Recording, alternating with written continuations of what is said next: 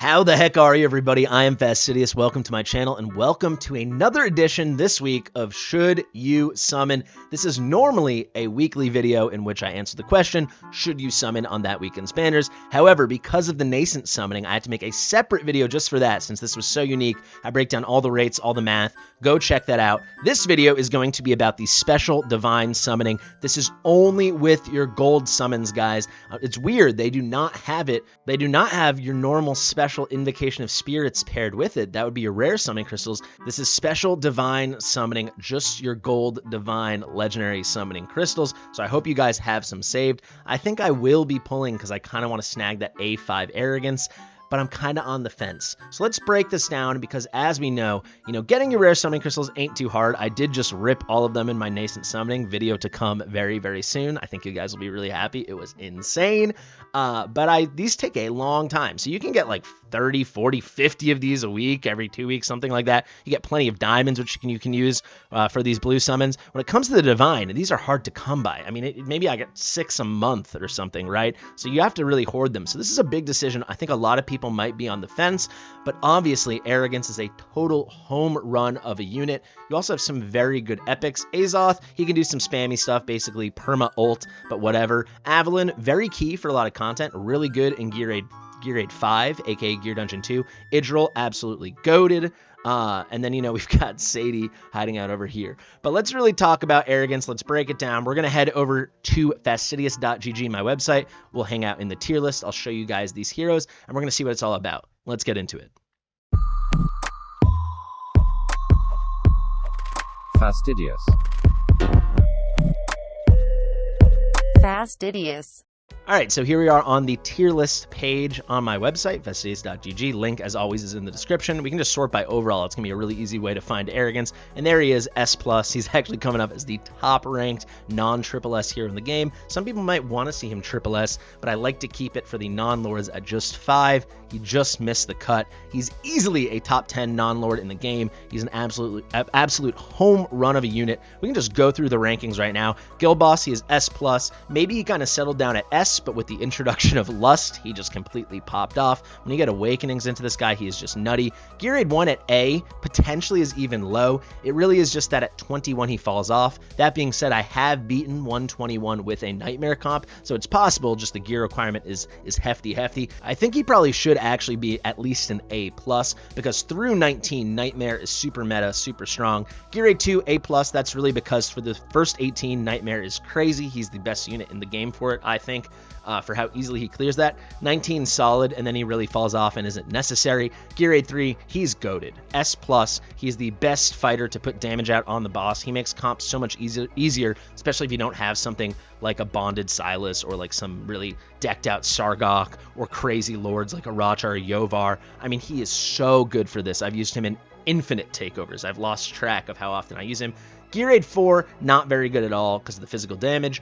That being said, the burns he puts out, and they are very consistent as long as you can let him get his boomerangs going. That is magic damage, but he's not too great. Gear Aid 5 has not been added yet. That will come in the next update. However, for that, I would say he's a very solid S. I'm not giving him S+, maybe A+ S. I would say S, because the only reason he's not S+ is he's amazing through the first 5 stages.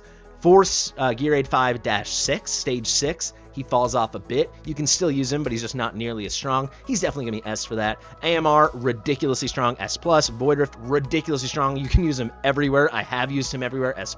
Campaign, broken. We'll talk about that in a second. Faction Trial, basically needed. Like, you can do it without him, but boy, is it hard.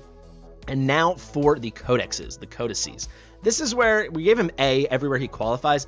This is where he's like kind of a step down from the normal dominant Arrogance we've kind of all gotten used to, as you can see from those earlier rankings. He's just really solid in all the ones you can use him in, but he's not going to be best in slot for any of them. So Conquer, he works, but he's not going to be on the best teams, the most meta teams. Styx, same story. Nightmare teams are good. Maybe he could get an A+ here. I don't know. You really would need Torador to make him shine, and still that would not be the best available team. And then Arbiter, he does do burns, but it's not as consistent, not as good as someone like a Sela 2, and those Nightmare comps are not going to be as good as like Infernal comps, so a solid A there. Guild Wars, insanely good. We know those Nightmare defenses are ridiculous. Also, his affiliation's pretty good. You can build a lot of BP. We gave him S+. Single target, S. Then for AoE, A, anti-air, A. Maybe you could hear A pluses on this. It depends on how deep into the game you're looking. Certainly up to Overlord, he just dominates all of this. When you get a little higher, he falls off just a bit. Overall, ridiculous hero. You can see why he earned his S+ ranking. Let's talk about his kit very, very quickly now. You can see he's got this kind of hammer range that a lot of these fighters get, the ranged fighters. So it's the 2x3 rectangle and then 2 more up in the middle. This becomes a full 3x4 rectangle when he ults, and that's amazing. He ults a lot because you can build a lot of attack speed on him really easily, especially because he's a nightmare unit. So he works really well with his lords. He's just got great synergies throughout his whole kit. Let's look at the stats now. Attack is quite high at 5.2. It's not crazy like 6k plus like someone like Valeria or Cerberus, but it is very good, and it's certainly not to the stupid levels of Ardia, but it's still very good, very solid. Defense is actually strong. If we look at health, that's pretty standard for a fighter. You can see within the class. We can look at overalls here. You can see how it all shakes out. Magic res is low, but that's fairly normal for a physical damage dealing fighter. 18 cost, very standard. 2 block. Revival time normal, attack interval 2.4, which is really, really nice. All other fighters of this range get 2.6. He gets 2.4. Again, it's easy to build him really, really quickly. He gets a lot of attacks. He builds a lot of rage. He can ult all the time. He can put out big, big hits. Just crazy. Rage Regen Auto, very standard, but the higher end of standard at 14. Love to see it. Let's go to skills now. I'm going to go really quickly now. The thing you really need to know is this Demon Bow thing and how it works when he's got this extra distance between him and the target. So Demon Flow inflicts burning on the target. Demon Blades, this is when he's in the normal stance. When he ults, he'll enter something called the Berserker stance. In the normal stance, 30% chance to increase the hero's attack speed by 40, stacks up to 3 times. So when he's not in ulting, he can be a lot faster, and when he's a lot faster, he'll get more hits out, he'll build more rage, then he'll get to ult quicker, and it's really good stuff. So let's try to understand what the Berserker stance is, what the Demon Bow is, all of that stuff. So here is the ultimate. The hero enters Berserker stance. As I told you, he deals a nice chunk of damage with each attack launch, increases basic attack range. That's just filling out the range that I showed you, where you get that full 3x4 rectangle. Boomerang deals, and he only does the boomerang when he is doing the Demon Bow. When he has some distance away, he's basically throwing his bow as a boomerang, and this is really cool. This is where he gets his really big damage. It deals AoE equal to 20% of the damage taken by the main target to nearby enemies. It's kind of like a splash damage, and additionally, it's going to be an AoE burn. So this is a really, really good thing for him. You can see you can level up very nicely. The skill cost goes all the way down to 750 with full skill ups, which is just tremendous. You can really be spamming the ult with Arrogance. One knock against him is it is an auto ult, so with some things you really have to time it out nicely, but all in all, for something like Guild Boss, you just slap him down and the numbers go up, and it's a beautiful thing. Keep going now. Basically, his physical attack's kind of confusing because he attacks one enemy within one tile with his Demon Blades. However, he's going to do, within there's further away targets, more than one tile away. He's going to use that bow to hit enemies that are further away and also hit airborne units. That's what makes him really special as one of these kind of ranged fighters, and why he's like such a beast in something like Gear 3 and a lot of stuff in the Void Rift. Normal level ups goes to 120% damage. Now for passive, for every one enemy killed while in the Berserker stance, this is the stance he enters during his ultimate, receives 1 attack speed bonus stacks from the talent. So remember, these are attack speed stacks worth 40. Up to 10 adjacent enemies twice. You can get these multipliers nice and high. Finally, Devil's Dance, Demon Bow and Demon Boomerang, 15% chance to attack 2 targets, so this can turn his basic attacks into multi-target hits, and the Demon Blades have a 15% chance for double strikes. So basically, the blades, the bows, the boomerangs, this is just all the options he has when he's basic attacking. And then you can see over here, the chances of this happening and getting these double hits can increase. He's a ridiculous carry. He's a ridiculous hero. Finally here, I don't know why this is not popping up, so I'll just show you in game. This is his bond skill with Lust. We'll have to look into that. It increases his attack by 15% during the effect of Hellfire. That is the ult. That is when he's in the Berserker stance. Incredible stuff. Really incredible stuff. You can't overstate how strong he is. I'll give you we'll show you the Awakenings really quickly, and then I'll just give you my general impression of Arrogance. He is someone I have had for like 280 or 290 days. I got him on day 10 of my account. So let's talk about the Awakenings. When he's in the Berserker stance, when he's ulting, each basic attack launch is going to restore 5% of his HP, and that is not dependent on damage. It's just every basic attack that's a 5% max HP heal. Tremendous. Then the A2 plus 15% crit damage just helps with the damage. Now A3, very, very good, an extra 15%, so it's a damage multiplier to targets under burning. He's going to put out a lot of burn, and then a lot of content, like when there's bosses, like big bosses like Guild Boss, if you want to use them somewhere like Styx, Arbiter of Frost, these people will be under burning all the time. So it's basically almost a permanent damage boost. It's tremendous, especially if you pair him with Lust. because she, from her bond skill by being with him, by having him, she'll be putting out tons of burns with her basic attacks. Now for the A4, this one is really good. Rage regen based on attacks is going to be +2, so whatever his innate number, the statistic for the rage, this is what rage regen percentage scales off of, the rage he generates when he does an attack, it is now +2. And that, again, will be scaled off of by the rage regen percentage. This allows him to cycle ults even faster. I have an A4 Arrogance, and when I got him from A3 to A4, you could really see how quickly he started cycling the ults. This is very cool. And finally, A5, this is what I might be pulling for. When entering Berserker Stance, immediately receives maximum attack speed talent bonus. So again, that's going to put him up 120 attack speed immediately. The first 5 attacks in the Berserker Stance, so the first 5 attacks when you trigger his ult, are going to deal 100% extra damage. It's pretty nutty stuff. He's an amazing hero. So let's just talk about him. I got Arrogance on day 10. He was the 4th legendary I ever got.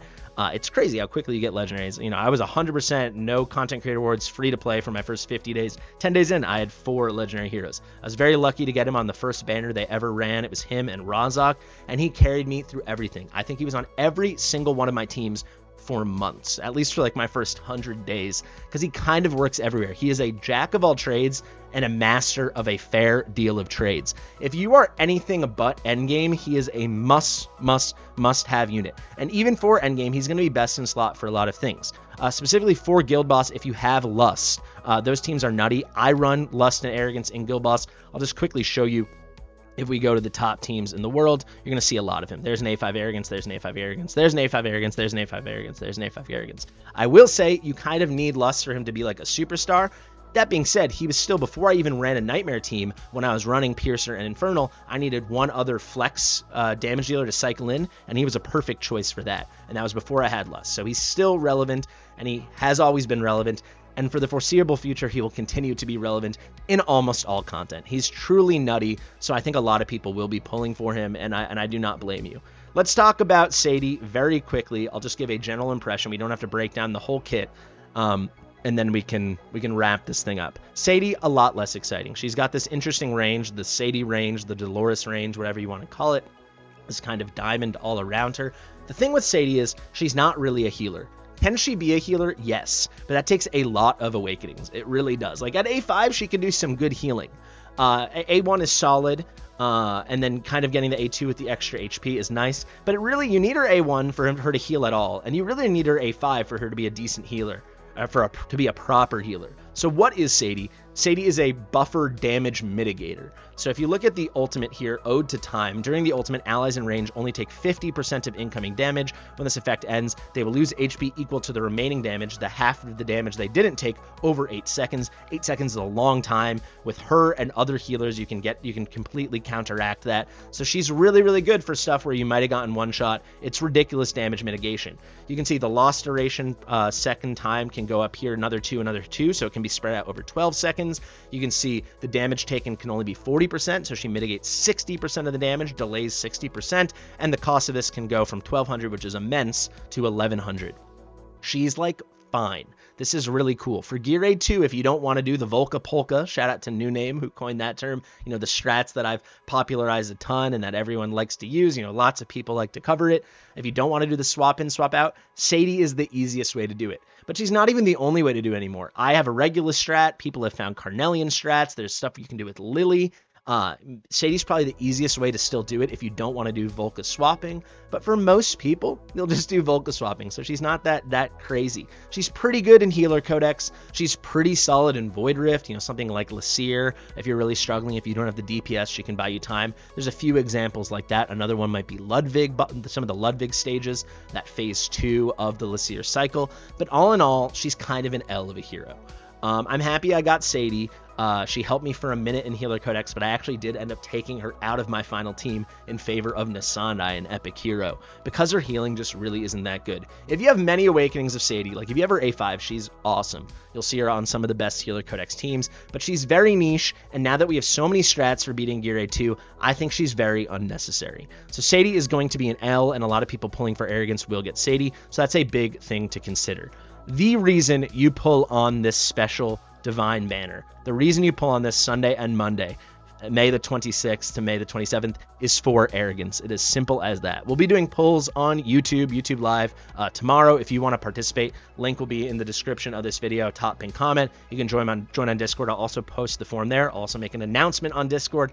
We'll try to get some Arrogance for some people. I've had ridiculous luck. During the Arrogance Lust banner, I pulled 26 Arrogance for myself and viewers. It was insane. He really is incredible. Like, you can't overstate it. That being said, I do think Sadie is an L. I think she's one of the worst legendary heroes in the game. She can probably help some people, but anyone later end game, I just don't see her fitting in until you get many awakenings.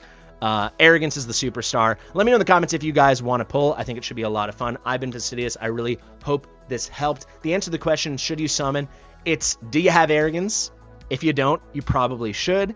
And then the only other reason, let me actually just say that right now, if you want to just save because you're wondering what's coming for the anniversary event, that should be in like 6 or 7 weeks. That's kind of the reason I wouldn't pull.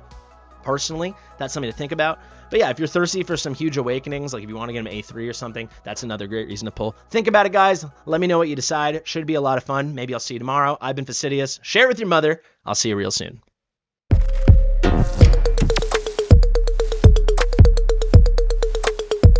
Fastidious.